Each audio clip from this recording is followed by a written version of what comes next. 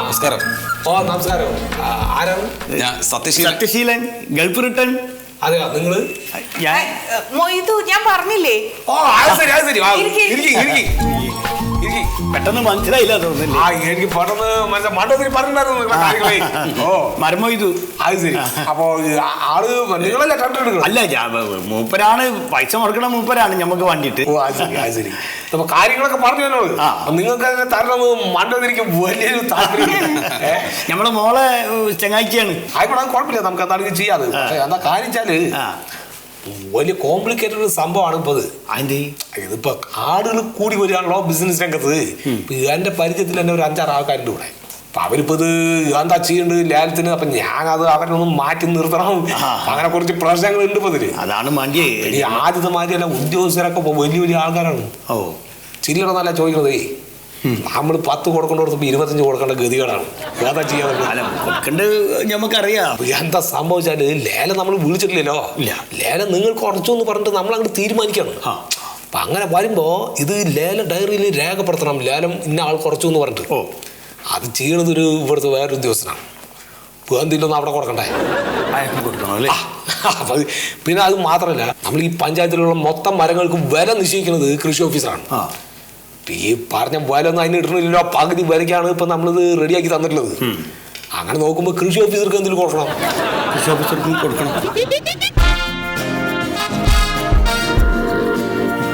സാറേ ഇതിപ്പോ നമ്മൾ പല ഉദ്യോഗസ്ഥന്മാർക്കും കൊടുക്കണം എന്ന് പറഞ്ഞല്ലോ. എല്ലാവർക്കും കൂടെ കൂടിയിട്ട് ഏകദേശം എത്ര റുപ്യ വരുന്നൊരു ധാരണ ഉണ്ടോ? ഏകദേശം 1 ലക്ഷം റുപ്യ. ഒന്നൊന്നും വരൂല. നിങ്ങൾ വെറുതെ മാണ്ടാത്തും ചോദിക്കല്ലേ.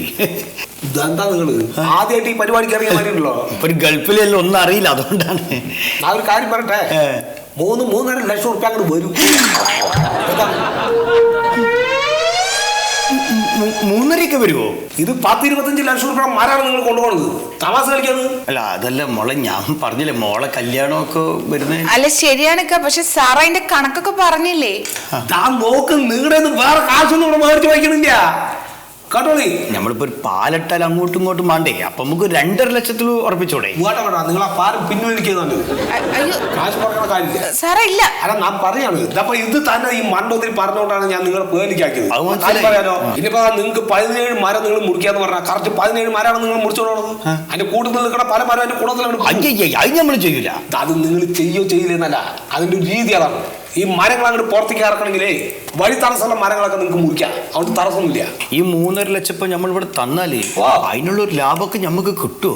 ഇത് എന്താ ഈ പറഞ്ഞത്? ഇതാ നിങ്ങൾ ചിന്തിക്കുന്നത്. ഞാനേ ഈ പണിയൊക്കെ നടന്നു തന്നെയാണ്, എനിക്ക് കൃത്യമായിട്ട് അറിയാം. നിങ്ങളിപ്പോ ഇവിടുന്ന് വെറുതെ ഈ വെട്ടിക്കൊണ്ട മരം ഉണ്ടല്ലോ, അതിന്റെ കൊമ്പുഞ്ചിനെ പറ്റിയാൽ തന്നെ നിങ്ങൾ ഇവിടെ തരുന്ന കാശിനുള്ള വിറകായി ലാഭം കിട്ടും. അടി വേറാണ്. എന്നാ 3.5 കൊടുത്തേക്ക്. പിന്നെന്താണ് 3.5 കൊടുത്തേക്ക്. നമ്മൾ കാശിന്റെ കാര്യത്തിലൊന്നും അങ്ങനെ നിങ്ങൾക്കൊക്കെ എന്താ കിട്ടുക ലാഭം എന്നുള്ളത് ഇവിടെ നന്നായിട്ട് അറിയും. അല്ല അപ്പൊ കായ് തപ്പ തരില്ലേ? എന്താ ഈ പറഞ്ഞത്? ഇവിടെ അങ്ങനെ കായൊന്നും മേടിക്കാൻ പറ്റില്ല. അതൊക്കെ കറക്റ്റായിട്ട് മണ്ടോതിൽ വിളിച്ച് പറയും. അപ്പൊ അങ്ങോട്ട് കൊടുത്താൽ മതി.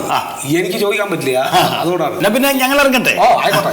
അല്ല ഇനിയിപ്പോ എന്നാണ് ഗൾഫിലേക്ക് പോകുന്നത്? ഗൾഫിലേക്ക് നീ പോകുന്നില്ല. പോലില്ല.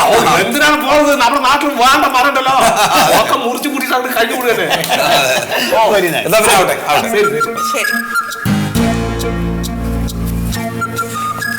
പാവാണ് സാർ. രക്ഷപ്പെട്ടെ, എല്ലാം രക്ഷപ്പെട്ടെ. ഇപ്പം 3.5 അതെ 3.5 ലക്ഷം രൂപയാണ് ഇപ്പൊ നമ്മൾ തരാൻ പറഞ്ഞിരിക്കുന്നത്. അല്ല സാറേ, ഓ എനിക്ക് എത്ര കിട്ടും? എനിക്ക് എത്ര കിട്ടും? ഞാനത് മാർക്കും തോന്നുന്നുണ്ടാ. അതില്ല, എല്ലാം റെഡിയാക്കി വെക്കാന്ന്.